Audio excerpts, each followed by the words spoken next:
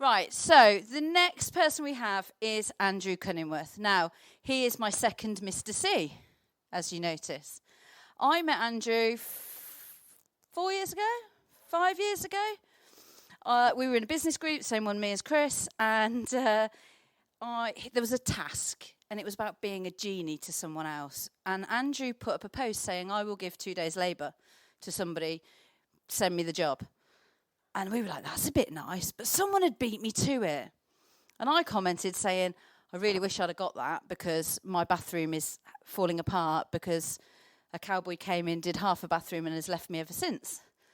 And Andrew messaged me on them things that are supposed to be phones and said, answer your phone, I'll ring you in 5 minutes. I said, my battery's dying, I can't. I was thinking, who's this man? He said, just answer your flipping phone and charge it. I said, okay. So I put it on charge and I said to Jamie, there's a guy ringing me in a minute. I don't know why. And he's based in Somerset, so he's not local. But he's in this group, and I've never met him, and I don't know about this group anymore. So he rang me, and he said, what's going on? Send me some photos. Can you get the tiles? I said, yeah. He said, okay, I'll be there Friday. What? The first time I met him, he was in my bath tiling, and I'm presenting him with a bacon sandwich as a thank you. So when I say to you, he's got a bit of a potty mouth, but he has genuinely got a heart of gold. He is one of my most favourite people. Please welcome Andrew.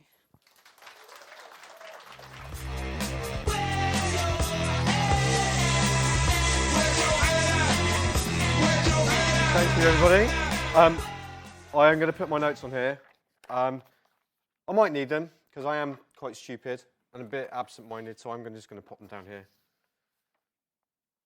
Set a timer because I don't want to be late. Right, clicker's here.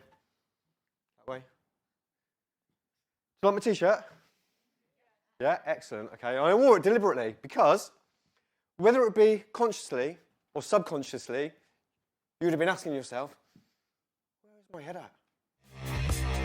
20 seconds. Pen, paper, write it down. Where is your head at right now? Where was it this morning when you came in and sat down?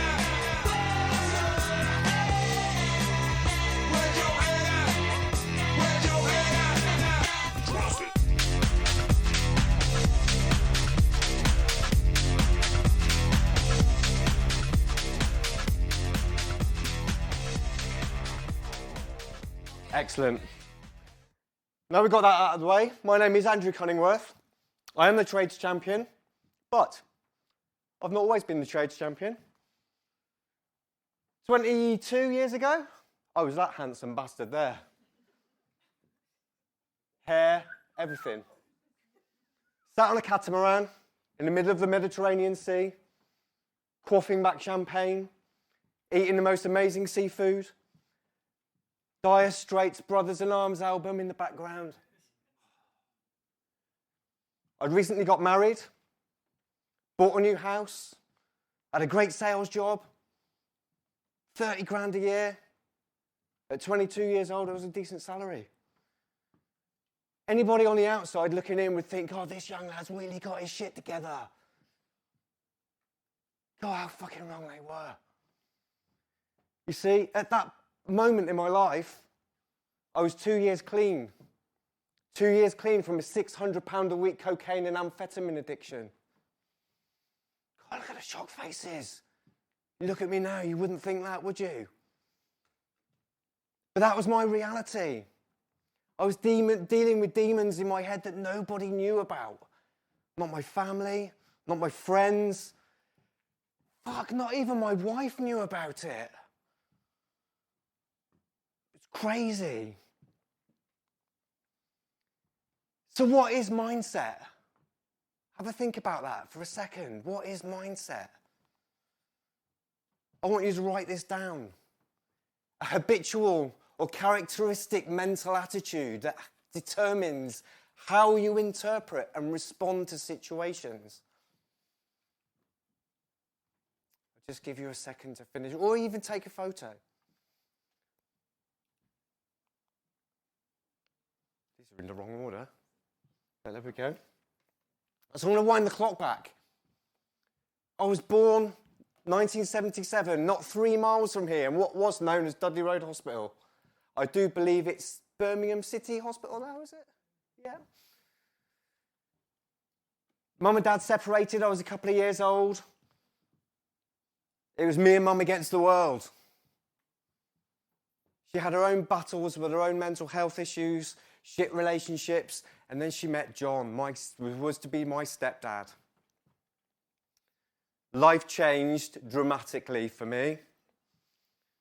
Back in the days when you could put a kid on a train at 10 years old, send them from one end of the country to the other to go and see their dad, nobody watching you apart from knowing maybe an elderly person sat on the chair opposite you that you weren't allowed to speak to because you're not allowed to talk to strangers. And I would get off at the station at Birmingham New Street and my dad would come and pick me up and I'd spend the holidays with Dad. Well, that was the idea. You see, Dad had other ideas. For the most part, he wasn't that present. So on one occasion, I came home at 10 years old, I knelt down at the coffee table and I wrote my dad a letter. And in that letter, it said, it's kind of pointless me coming to see you because you're never there. Seems like a bit of a waste of my time and a bit of a waste of yours as well. So let's just not bother. 6 weeks later, he came down to Bletchley, just outside Milton Keynes, where we lived, to sign the deed poll papers, because also in that letter I said, well, actually, I want to change my surname to that of my stepdad so I can feel more like part of the family. And to be fair, he didn't put up any resistance. He came down 6 weeks later, signed the deed poll papers, and off he went. And I didn't see him again for quite a while. And I'll allude to that a bit more later on. We moved from Bletchley to Bridgewater, down in Somerset, which is where I live now. My mum gave birth to, over a period of a few years, she gave birth to my eldest half-sister, who's 10 years younger than me. 2 years later, the twins came along. All of a sudden, I felt like the black sheep of the family. I was the odd one out. Back in the days where, before we had people carriers, a car that could carry 7 people around the country. What an amazing invention they were. We still had a car that would carry 5. Guess who was the odd one out? Quite often there could be family day trips and I would get left behind. Okay, so what I tended to do is get myself out of the house, get up to no good, get into trouble, have external influences that probably weren't particularly good for me. But that's how my life was. By moving house from one side of the country to the other came new challenges. As I got older, I got a little bit more defensive. I would fall out of my stepdad. He started to become quite abusive. And by the time I was 15, I'd had enough. So off I fucked. I got out of there. I decided enough was enough. I'm going to go out on my own into this big wide world and see what mayhem we can cause. And as I'll allude to a bit later on, I did cause a lot of mayhem. I dropped out of school. I dropped out of college 2 years running. I ended up working in a bicycle shop and I found a love for mountain biking. I used to race mountain bikes around the country. And then one day while I was at work, a friend of mine came in and he said, your mum needs to see you. She's been trying to get hold of you. The reality was, I'd not spoken to her for about 3 years. I was 18 at the time. And on, it must have been, 3rd of March 1996, after work, I went round to the back door of the house where my mum, my stepdad, my 3 half-sisters lived. Mum answers the door. She went, hello. Hello. What's going on? She hands me a glass of whiskey. No, it's a bit early in the day. But go on. You might need that, she said. Okay. Take a sip. Okay. Took a sip. She goes, yeah, your dad's passed away. Okay. She said, yeah, he had a heart attack 2 days ago. 1st of March 1996. Fuck. Necked to the whiskey, got on my bike, and off I fucked again. And that led me on a trail of self-destruction. I'd already been dabbling in recreational drugs, the odd party at the weekends, but all of a sudden I became the go-to guy. £600 a week cocaine and amphetamine addiction built up over the course of 2 years. So this is where we're going to talk about mindset. Because you might be thinking, well, what's this guy got to talk about mindset? What qualifies him to talk about mindset? Well, if you're expecting me to reach into my pocket and grab out a certificate that's signed by some examining board executive, you'll be fucking very much mistaken, because that's not going to happen. But what I have got is life experienced, lived trauma, battles with my own mindset, and I'm looking to share some of the tips and tricks that I use to get myself out of a £600 a week cocaine and amphetamine addiction back to where we are stood here today. Is that okay with you? Excellent. I'm in the right place. Had to press the reset button. And my reset button, you're never going to believe this, came in the shape of a Nokia 5110. Who remembers a Nokia 5110? You're all showing your age now, I can tell. So my Nokia 5110, at about 2 o'clock one morning, rang. And when it rang, I was sat under a blanket on a park bench because I was homeless. I had nowhere to live. I'd fallen out of my family. I'd excluded myself from the family home. My addiction battle cost me a lot of money, as I've already alluded to. I lost my job. I dropped out of college twice. I was just basically up shit creek. And I did not know how to get my life back on track. And the phone rang at 2 o'clock in the morning. Hello, mate, yeah, I'm after some drugs. And I said to him, is that all you want me for? Is that all that's important to you? And he just went, yeah, can you sort me out or what? And I just went, no. I grabbed my phone, I threw it in the river. And I bet if I go to Taunton now and get my phone out of that river, it will still have 40% battery charge left in it. You're nodding because you know I'm right. And something in me in that moment said, I'm worth more than this. I am worth more than this. So I went on a journey.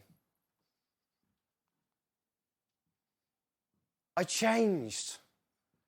But people don't change. Why don't we change? Anyone like to throw their hand up and give me a reason why people don't change? Nigel? I'll come on to that. Correct. Anybody else? Habits. Anyone else? One more. They don't want to change. But they're scared. They are scared of change. But guess what? Your body deals with fear and excitement in exactly the same physiological way. I wasn't scared to come up and talk to you today. I was excited because I know I've got information and life stories and skills that can help some of you in the room. People are scared of the pain of change. Change is painful. I was married. I'm not married anymore.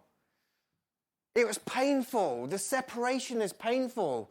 Painful for my wife, painful for my children, of which one of them's here, my daughter. Give us a wave, Evie, give us a wave. It was painful for me. But it was possible. It's possible to come out the other side. We're scared of judgment. But guess what? He's already told us today. People are going to fucking judge you anyway. So just fucking do it. Just do it. And when I went on my journey, I would stand in the mirror every day. Someone said about affirmations earlier. I would stand in front of the mirror and I would say, today, you're going to stay clean. I can't promise about tomorrow, but today, we are going to stay clean. I did that for 365 days, one whole year. Creating those habits, creating those positive affirmations can change your mindset from a negative victim mentality, which is what I had, because me being homeless wasn't my fault. My dad dying wasn't my fault. Me getting into addiction, it wasn't my fault. But actually, some of those things were my fault. Because we are all the consequences of our actions. And it took me a long time to realize that. In order to change, we need 100% commitment. Not 99%. Not 80%. Because if there's room for any negativity, any of those negative thoughts to come into our mindset, guess what? We're not 100% committed to the cause. So whatever your cause is, you have to be 100% committed. Otherwise, your journey just comes to a standstill. And part of my recovery, part of those good habits that I started to create, was going to the library once a week to read a book.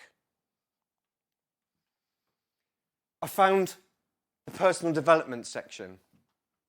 The first personal development book I read, 7 Strategies for Wealth and Happiness by a guy called Jim Rohn. And there was a statement in that book that changed my life forever.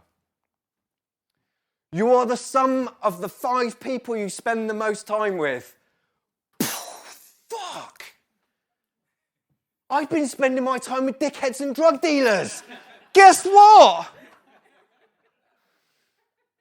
I was a dickhead and a drug dealer. Who remembers Grange Hill? Now you are showing your age. What does that relate to? The Don't Do Drugs campaign. God, the irony.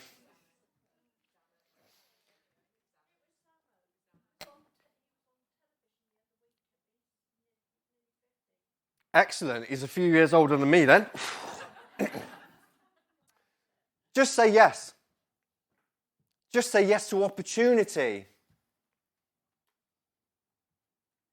And if there aren't opportunities that are presenting themselves, create them yourself. When Stacey said, I'm going to be putting on a business conference, I just said to her, I'll be speaking at your conference. I didn't even wait. She's nodding her head. She knows it's true. I didn't even wait for her to ask me. Because when you're in a positive mindset, it's almost like opportunity falls in your lap. When I started on my recovery journey, I thought, well, what do I need? Well, I need a house. Okay, yeah. I need a job, need to earn some money. So I walked into a recruitment agency and I met a lovely woman there called Dawn. Some of you, this story is going to blow your mind. Some of you in this room will know this Dawn. I went and sat in front of her, had an interview. She said, I got a job for you. Perfect. I went, okay, great, I'll take it. I said yes. I said yes to opportunity. Who says say yes to opportunity and figure it out later? Famous entrepreneur. Correct, Branson. I said yes to this opportunity. I went and worked in a factory, putting trays on a conveyor belt for 12 hours a day. God, it was fucking boring. But I did it because I needed to. It was the next step in my journey. And then nearly 20 years later, I was sat down at a networking event and I met a lovely lady, introduced herself as Dawn, and we got to know each other quite well. And then one day, we were out having curry as part of a networking group. And I told her my story. And she said, yeah, that was me. I shit you not. Ring her up and ask her. I shit you not. And she gave me that opportunity. And I thanked her. And now, Dawn and her company look after my inbound telephone inquiries. And I have to say, she's fucking amazing at what she does. So just say yes to opportunity, because you never know where it's going to lead you. By saying yes means I get to talk on stage and strut around in my fucking cool Vans and my nice shiny orange t-shirt and meet some really incredible people that are in this room. And by having conversations and having that positive mindset, that can-do mindset, that's why you're all here today, right? Because if you were negative and you weren't really that arsed about your business and weren't really that arsed about whether you're going to be successful in life or not, then why are you even sat here? You're not. See, that statement, you are the sum of the 5 people you spend the most time with. Are there any drug dealers or dickheads in the room? Apart from the dickhead that stood on stage. I know you're a dickhead. I was going to change. I've changed my circle of influence, but clearly I haven't. Oh. My name's been Andrew Cunningworth. I was a drug dealer. Now I'm on LinkedIn and Facebook. Sometimes I've got a love-hate relationship with Facebook, and those that know me know I've got a love-hate relationship with Facebook. Feel free to connect with me, but one of those habits, Chris and I were talking about this earlier, good habits create good habits. Facebook, I got rid of it. You look at my mobile phone over there, it's got no social media on there whatsoever. I realised that by taking Instagram, Facebook off my phone, guess how many hours a day I bought back? 6 hours a day. Because the problem is, if you've got an addictive personality, you get addicted to stuff. And sometimes those things can be an absolute waste of time. So, in terms of addiction, what can you get addicted to that's going to help you drive your business forward, drive your life forward? Because the thing with having a negative attitude is abundance only serves the positive. And I'm going to leave you with a statement today. Someone actually alluded to this earlier. Life, my life, your life, is 10% of what happens to you. The 90% is how you react to it. My name's Andrew Cunningworth. Follow me on socials. Thank you.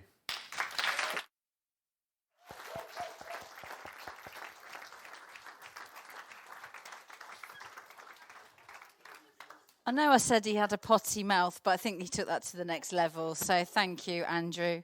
Who are going to be bleeping out the video and everything, aren't they?